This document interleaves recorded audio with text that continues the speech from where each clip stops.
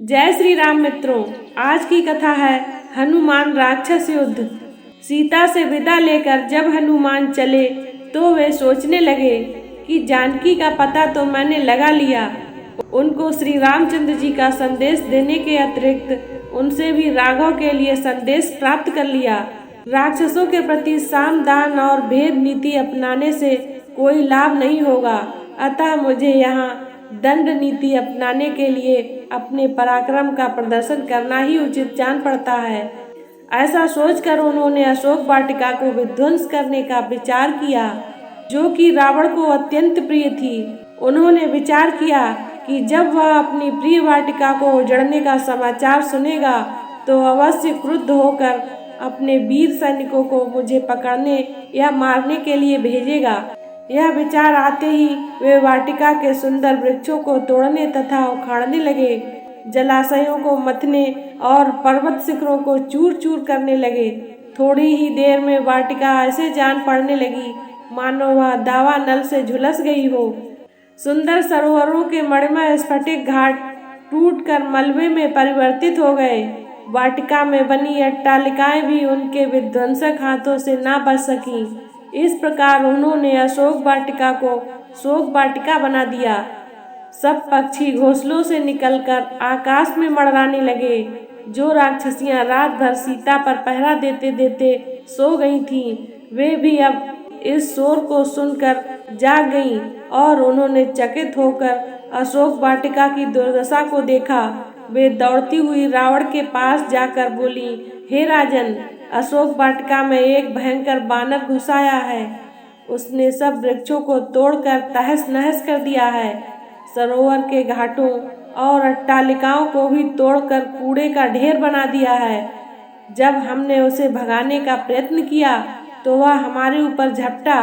बड़ी कठिनाई से हम प्राण बचाकर आपके पास तक पहुंच पाई हैं। उस दुष्ट बानर ने तो जानकी के साथ भी न जाने क्या वार्तालाप किया है।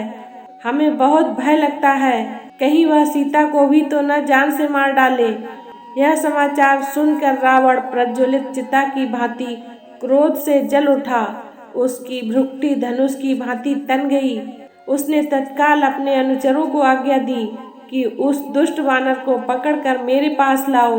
रावण की आज्ञा मिलते ही 80,000 राक्षस नाना प्रकार के अस्त्र शस्त्र और लोहे की श्रृंखला लेकर उस उत्पाती वानर को पकड़ने के लिए चल पड़े। विचित्र गदाओं परिधों आदि से युक्त बेगमान राक्षस अशोक वाटिका के द्वार पर खड़े हुए वानर वीर हनुमान जी पर चारों ओर से इस प्रकार झपटे मानो पतंगे आग पर टूट पड़े हों। तब पर्वत के समान विशाल शरीर वाले तेजस्वी हनुमान ने उच्च स्वर में घोषणा की, महाबली श्री राम तथा लक्ष्मण की जय हो। श्री राम के द्वारा सुरक्षित राजा सुग्रीव की भी जय हो। मैं महापराक्रमी कौशल राज नरेश श्री रामचंद्र जी का दास हूँ। मेरा नाम हनुमान है। मैं वायु का पुत्र, शत्रुओं का संहार करने वाला हूँ। तुम मेरे पराक्रम का सामना नहीं कर सकते। मैं लंकापुरी को तहस नहस कर डालूंगा। राक्षसों ने उन्हें चारों ओर से घेर लिया और उन पर बर्छे भाले तथा पत्थर फेंकने लगे। यह देखकर क्रुद्ध हनुमान ने कुछ की लातों घूंसों से पिटाई की और कुछ को अपने नाखूनों तथा दांतों से चीर डाला। बड़े बड़े योद्धा इस मार की ताव ना झेल सके, लातों घूंसों से छत बिछत होकर भूमि पर गिर पड़े। जो अधिक साहसी थे वे प्राणों का मोह त्याग कर हनुमान पर टूट पड़े। तभी उन्होंने एक छलांग लगाई और तोरण द्वार से एक लोहे की छड़ निकाल ली। फिर उस छड़ से उन्होंने मार काट मचाई। बहुत से योद्धा तो वहीं पर छत बिछत होकर उनके प्राण पखेरु उड़ गए। शेष प्राण बचाकर वहां से भागकर रावण के पास पहुंचे। जब रावण ने इन राक्षसों की ऐसी दशा देखी तो उसका क्रोध और भड़क उठा। उसने प्रहस्त के पुत्र जम्बाली को बुलाकर कहा, हे वीर श्रेष्ठ, तुम जाकर उस बानर को पकड़ कर ले आओ। यदि वह जीवित न पकड़ा जा सके तो उसे मार डालो। मुझे तुम्हारे बल पर पूरा विश्वास है कि तुम इस कार्य को भली भांति कर सकते हो।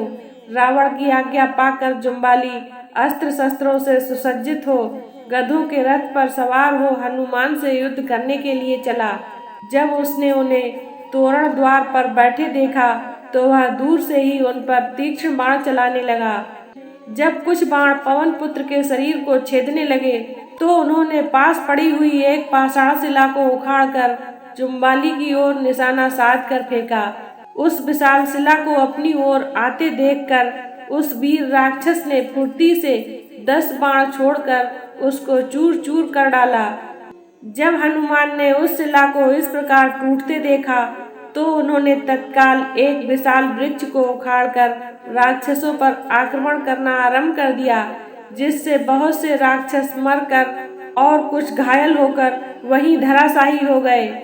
अपने सैनिकों को इस प्रकार मरते देखकर जुम्बाली ने एक साथ 4 बाण छोड़कर उसका वृक्ष काट डाला और फिर 10 बाण छोड़कर हनुमान को घायल कर दिया। जब हनुमान के शरीर से रक्त धारा प्रवाहित होने लगी तो उन्हें बहुत क्रोध आया और वे एक राक्षस से लोहे का मूसल छीनकर जुम्बाली पर उससे धड़ाधड़ आक्रमण करने लगे, जिससे उसके घोड़े मर गए, रथ चकनाचूर हो गया और वह स्वयं भी निष्प्राण होकर पृथ्वी पर जा गिरा।